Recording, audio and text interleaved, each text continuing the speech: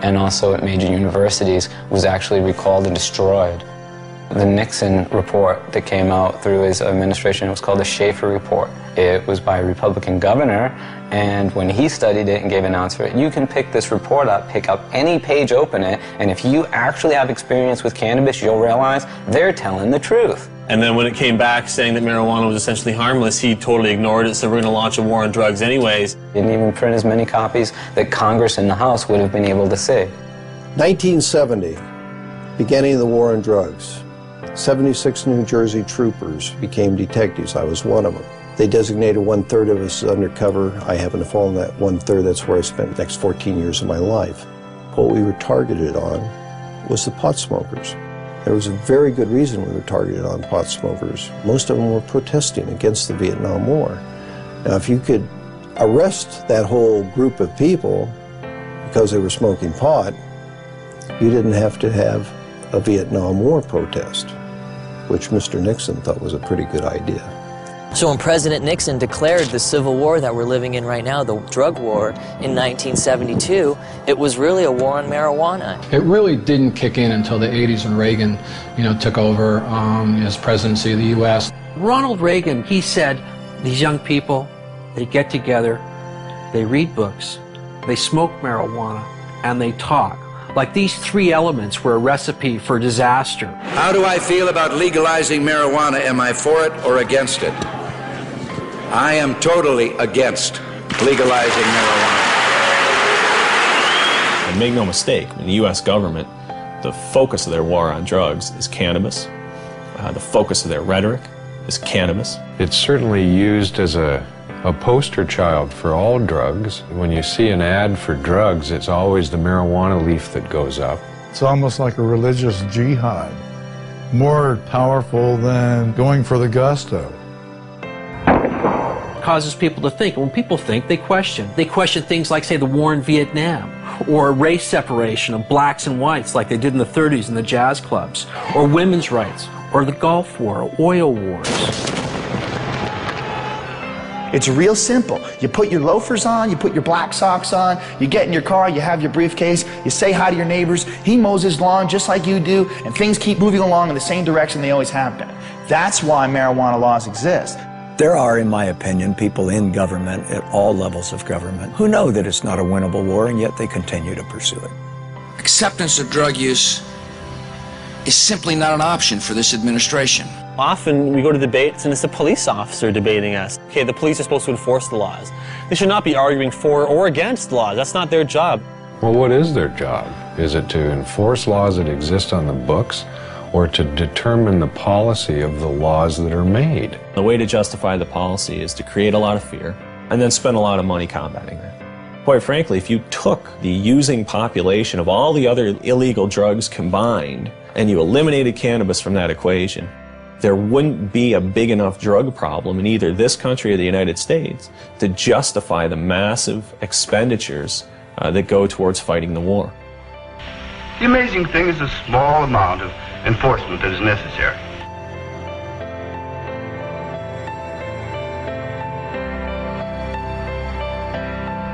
$400 million is spent annually in Canada arresting and prosecuting marijuana crimes. The total budget in Canada for all drugs is $500 million. That means 4/5 of the drug budget goes towards arresting and prosecuting marijuana users, leaving 1/5 for crack, heroin, coke, crystal meth, the date rape drug, whatever. The drug enforcement industry is big business. It's self-perpetuating. It relies on taxpayer dollars. And so it's an endless battle that the DEA doesn't win, they participate in. It's like doing a big budget movie, you get $30 million to do a movie, and then the movie comes out and it doesn't make any money. But someone made $30 million. Every once in a while they'll show a guy, posing beside a big bunch of marijuana, this is the DEA money at work. It'd be like asking loggers about saving trees, you know what I mean? This is where their mainstay of their cash flow comes from. The campaign will continue until every available known plot of marijuana has been eradicated. We've got to live with it, doing the best job we can. Even if it's a bad job? We're all carrying a pretty impossible load, Miss Gibson. There are many, many police officers, however, who believe that it ought to be legalized, regulated, and controlled. They see the hypocrisy between our existing laws relating to alcohol and marijuana in their day-to-day life, shift after shift after shift, and they get it. But they don't want to lose their jobs. They don't want to lose that promotion to sergeant or the assignment to detectives. They want to be a chief someday, and they don't want to piss off the people in power. Judges, lawyers, prosecutors, defense lawyers, prison guards, there's all of those people in the criminal justice industry. Are their interests being protected? Well, in a sense, yes, they are. Defense bar, similarly, we make money. The more things they prohibit, the more money we make. Sorry I'm late, Kent. I was delayed in court. You still have large numbers of people being busted for simple possession. If you look at the stats, in terms of drug offenses, the largest group are still simple possession of marijuana. Every time you blow a marijuana cigarette, you take a chance on blowing your future. Oh, come on, Pop. All my friends smoke pot. They're not criminals. Only because they haven't been caught yet. If you do drugs, you will be caught. And when you're caught, you will be punished. 750,000 Americans every year are charged with pot possession. That's nearly 1 million people, and whether you go to jail or not, your life is in serious trouble. And that number of annual arrests for marijuana now rivals the number of arrests for murder, rape, robbery, and aggravated assault combined. You will never get over a conviction. A conviction will track you every day for the rest of your life. For instance, do you remember that guy that used to smoke but didn't inhale? Former President Bill Clinton. This is not a big issue with me. I never even had a drink of whiskey till I was 22. Now, if Mr. Clinton handed me that marijuana cigarette when he was standing in a circle with us, it wouldn't matter whether he had inhaled or not. He would have become a dope dealer, wouldn't he? Just like all those other people that went to jail. Never to be an attorney, much less the President of the United States. But the marijuana laws protect us. They make our lives safer. They send us the correct moral message. That's how 19 out of 21 nations have gone down the drain before us. Internal decay. The breakdown of moral, ethical, and religious principles. If you've been caught, a young person in the U.S., with so much as one marijuana cigarette, you can't get a loan or grant from the government to go to college. If you've been convicted of murdering somebody or raping someone, no problem. You go right down, they'll give you the loan. I guess the message is it's okay to rape and murder and pillage, just don't smoke a joint afterwards. First thing that John Ashcroft did after 9/11, sent out a strike force to take down the LA Cannabis Buyers Co-op. That really helped national security a great deal. And what else helps national security?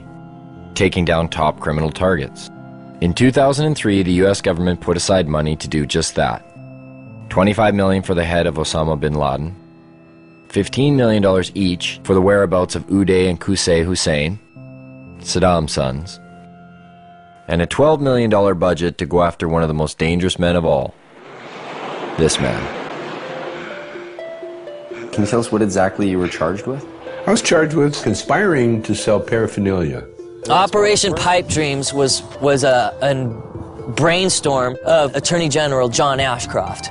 The internet has been illegally utilized to sell these illegal products and to facilitate large illegal businesses operating in the open. A sting operation that busted people for selling paraphernalia to a particular county in Pennsylvania where they were willing to prosecute. Because there's 2 states, Pennsylvania, Iowa. Void were prohibited. Well, it was prohibited to send it to Pennsylvania and Iowa.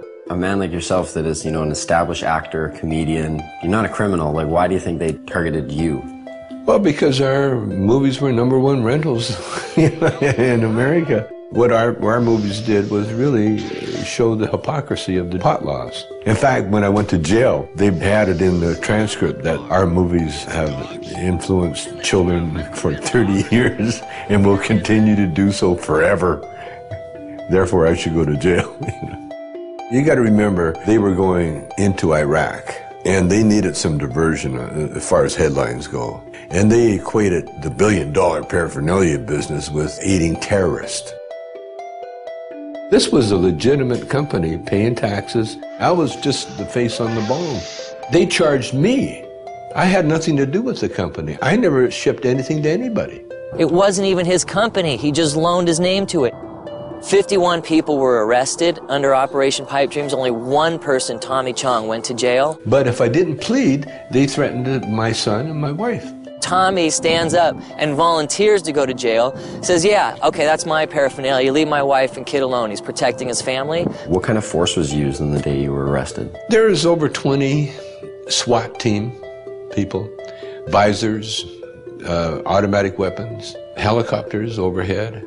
They had news trucks, Fox News trucks outside. They had the media on the ready. It was a photo op for everybody. They asked, you know, do I have any drugs? And I said, yeah, I got pot, you know, and they wanted to know where it was, so I told them. They said, well, it's not really a drug bust. I said, well, then what the are you doing in my house, you know? Then they said, it's about bongs. We're bringing down all the bong companies in America. And with Tommy safely behind bars for 9 months, the United States drug war reset its sights, this time across borders. In downtown Vancouver, just outside the U.S. consulate, a bunch of people had gotten together and were having a rally for this guy named Mark Emery. He had evidently been selling seeds, marijuana seeds, to the wrong people. Let me tell you, the DEA wants me because I am very good at what I do. Well, obviously, I'm the most dangerous man alive. Like, really. Like, no wonder I'm facing life imprisonment without parole for something that no one's ever gone to jail for here in Canada. No one's ever gone to jail for seeds, not even for a day. Mark and 2 of his employees are facing life in prison in the United States. Not Canada, the United States, for selling marijuana seeds over the internet. Vancouver police came in here with a warrant for an extradition, but we were taken then to North Fraser Correctional Center. Correctional Center of the year 2002. Beautiful facility. Mark Emery has gotten in the face of the United States. The U.S. sees Mark Emery as a major political threat to its anti-cannabis agenda. In a press release from Karen Tandy, head of the DEA, she said that this is not only the end of marijuana trafficking, but it's a blow to the marijuana legalization movement. I gave just under $4 million away over 11 years to Supreme Court challenges, ballot initiatives, political parties, you know, drug addiction clinics. Well, if you're the DEA, who the hell do you think you're going to go after first and foremost and as viciously as you can do it? I think they even admitted it themselves when on the day of the raid, the DEA announced, you know, he's a legalizer. We're shutting down one of the biggest legalizers. The legalization movement won't have a pot of money to draw from. Ha ha ha ha. Mark Emery has never gone to America and sold a seed. He does it all from here by mail order. And it's akin to Canadians ordering, you know, a machine gun from somewhere in America. It's against the law, and if we receive it here in Canada, they come and arrest us for receiving the machine gun. They don't go to America and say to Colt, hi, we're arresting you because you sent a machine gun to someone in Canada. No one's been sentenced to any time in jail in the history of Canada in 35 years. We've had this law. 2 people, me and Ian Hunter in Victoria, were fined. There's all sorts of seed businesses still open. Mark's the only one out of about 50 retail cannabis seed businesses in Canada that's been charged. Mark has been paying the Canadian federal government taxes on income he has made from selling seeds. The government relied on the existence of these internet seed sellers so that patients who had qualified for medical marijuana exemptions, who were bugging them for seed, were being directed to these internet seeds, and Mark Emery specifically in some cases is the place to get their seed. It puts Canada and our government in a very difficult position because they've either got to hand over a Canadian citizen to a foreign government for activities that were entirely done in Canada, for which our own government, our own police are not willing to charge him. If the Canadian authorities who rubber stamp this shit think that what I've done is so bad, then charge me. I should be tried by a jury of my peers.